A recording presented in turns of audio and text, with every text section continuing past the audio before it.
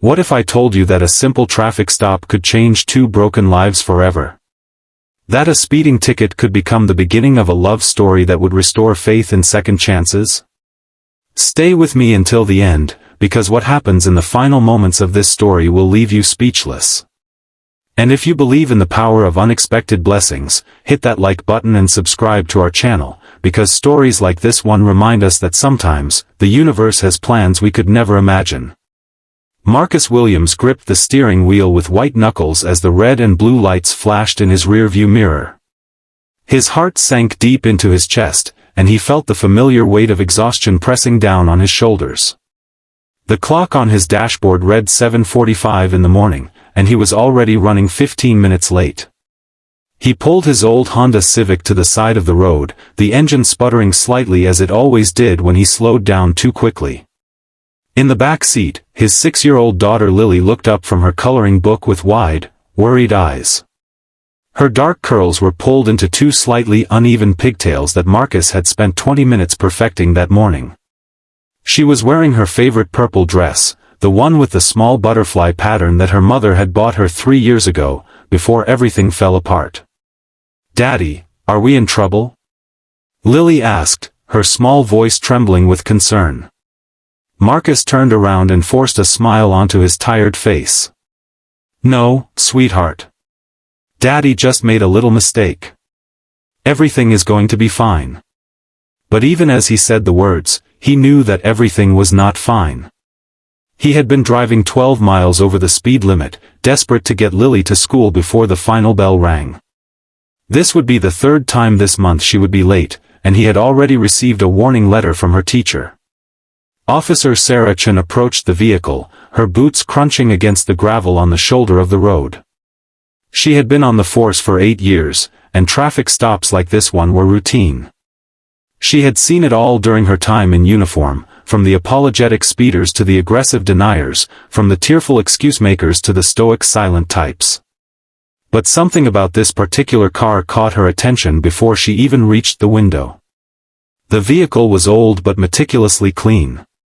There was a booster seat in the back, and she could see a small child watching her approach with curious eyes. On the dashboard, there was a photo of a woman taped carefully next to the speedometer. The driver looked exhausted in a way that went beyond simple tiredness. There were dark circles under his eyes, and his clothes, though neat, were slightly wrinkled in a way that suggested he had ironed them himself without much practice. Marcus rolled down his window and looked up at the officer. She was younger than he expected, maybe early 30s, with kind eyes that seemed to contradict her stern uniform. Her dark hair was pulled back in a professional ponytail, and there was something in her expression that made her seem more human than authoritative. "Good morning, sir. Do you know why I pulled you over?" Sarah asked, her voice professional but not unkind. Marcus nodded slowly. "Yes, officer. I was speeding. I know I was. There's no excuse." He did not try to argue or explain. He was too tired for that. Life had taught him that sometimes you just had to accept the consequences and move forward.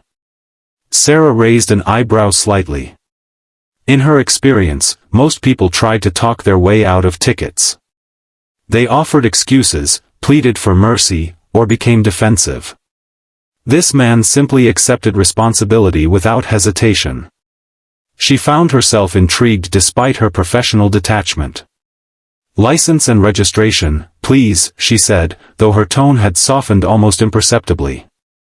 Marcus reached for his wallet, and as he did, several papers fell from his visor onto his lap.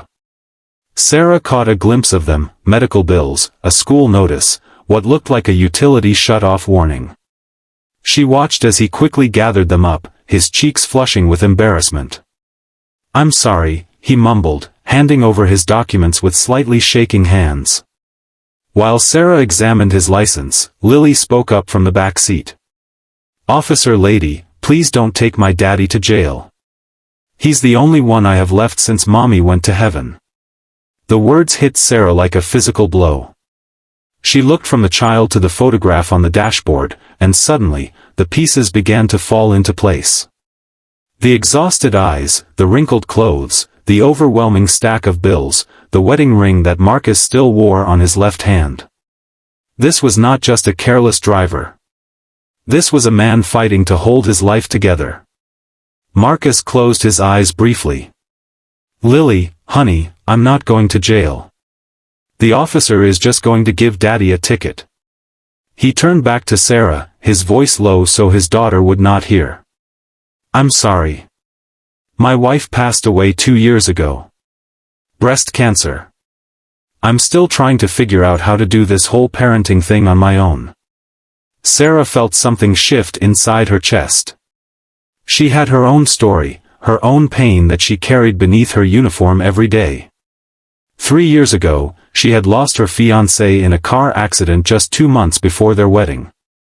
She knew what it felt like to have your entire future ripped away in an instant.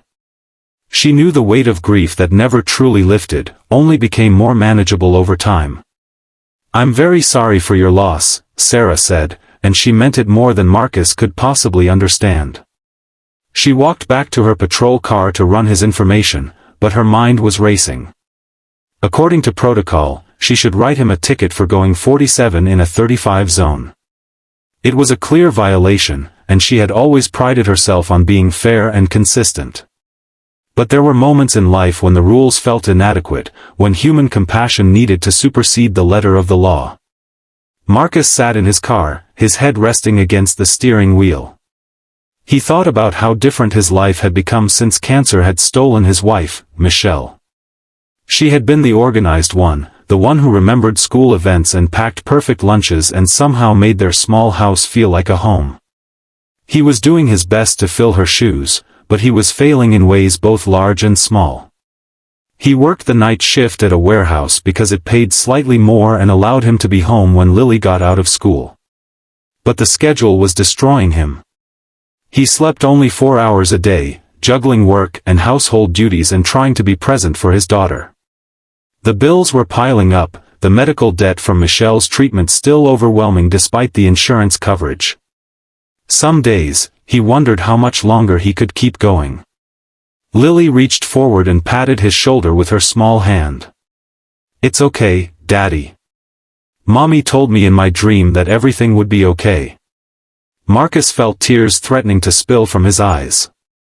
Lily often spoke of dreams where Michelle visited her, offering comfort and guidance. He did not know if they were real or simply a child's way of processing grief, but he never discouraged them. They both needed something to hold on to.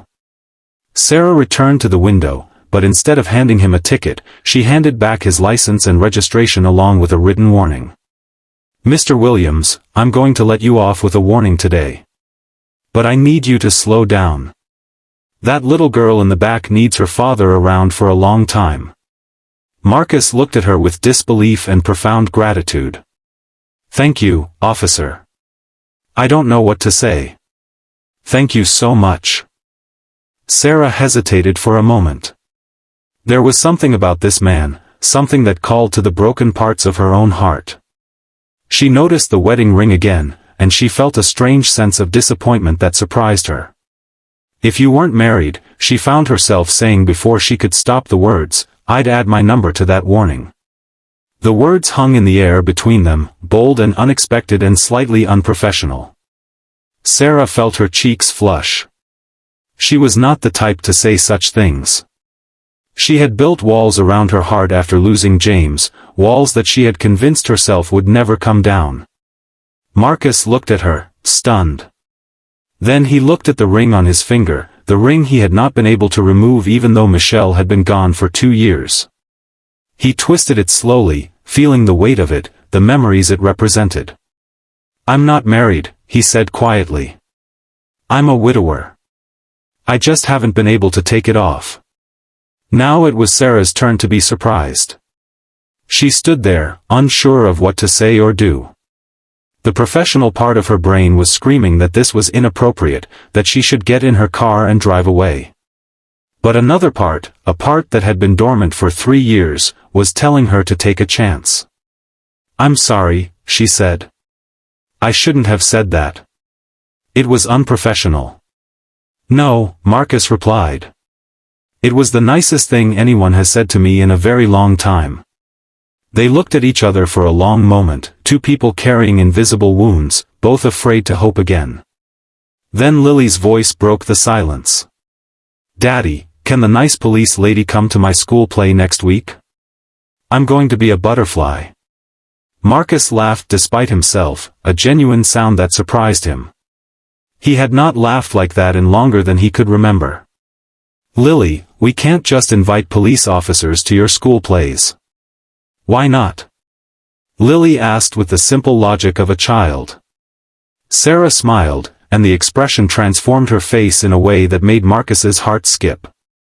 "You know what? I'd love to come to your school play. If your daddy doesn't mind, that is."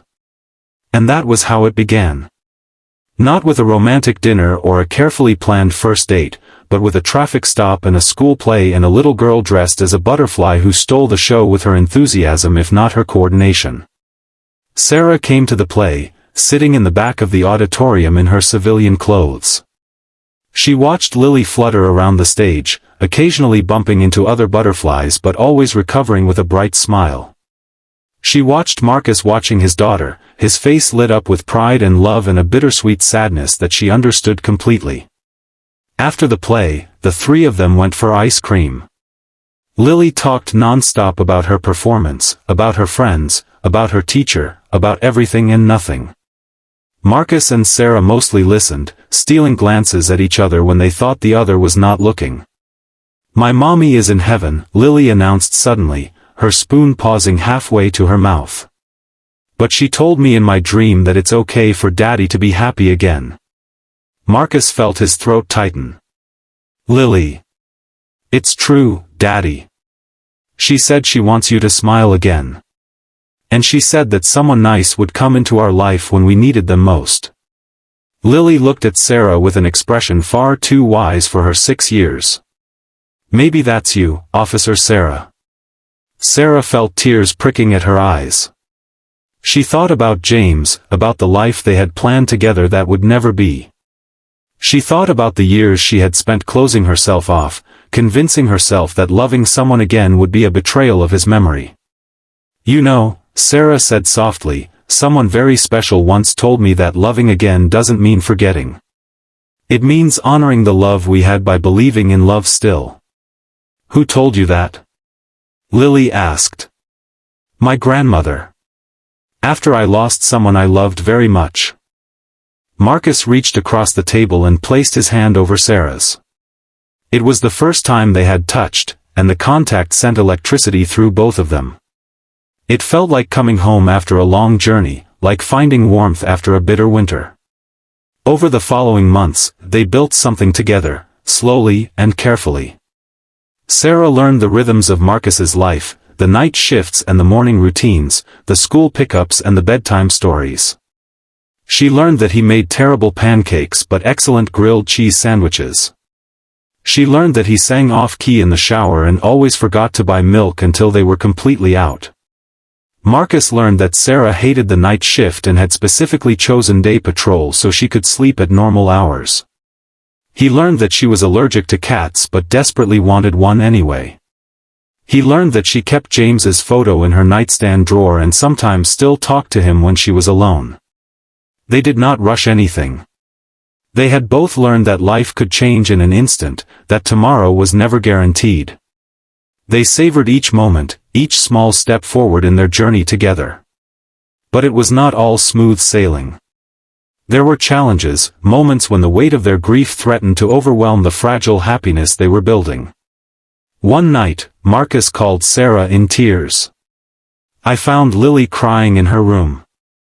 She said she was afraid that if I love you, I'll forget her mommy. She's so young, Sarah. How do I explain this to her?" Sarah came over that night. She sat with Lily on her small bed, surrounded by stuffed animals and butterfly decorations. She talked to her about hearts being big enough to hold many people, about how new love does not replace old love but grows alongside it. She talked about her own James, about how he would always be part of her even as she learned to love again.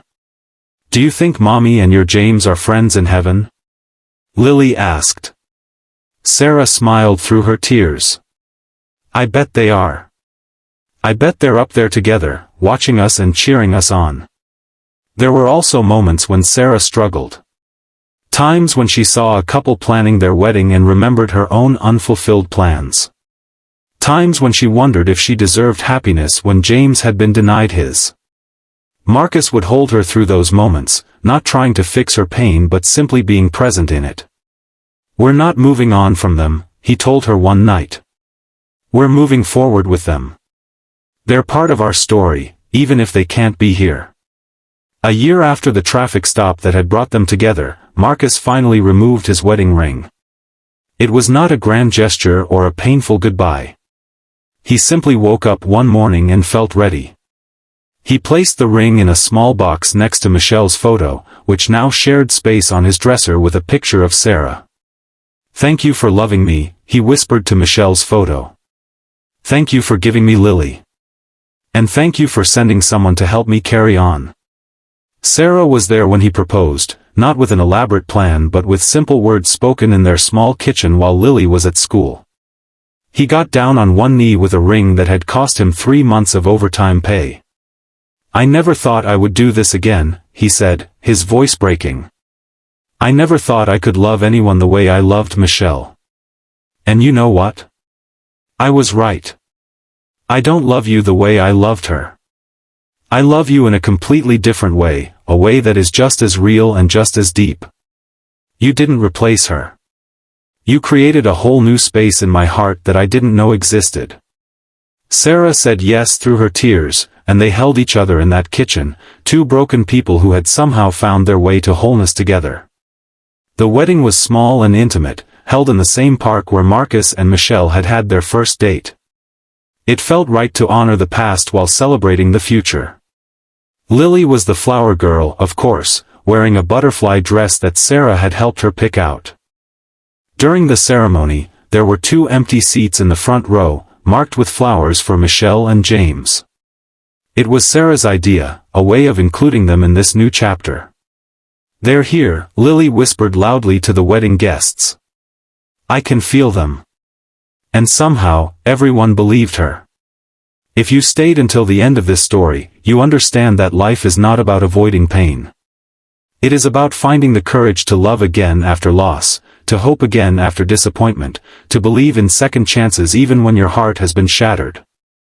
Marcus and Sarah found each other on the side of a road, during a moment that should have been frustrating and forgettable. Instead, it became the beginning of everything.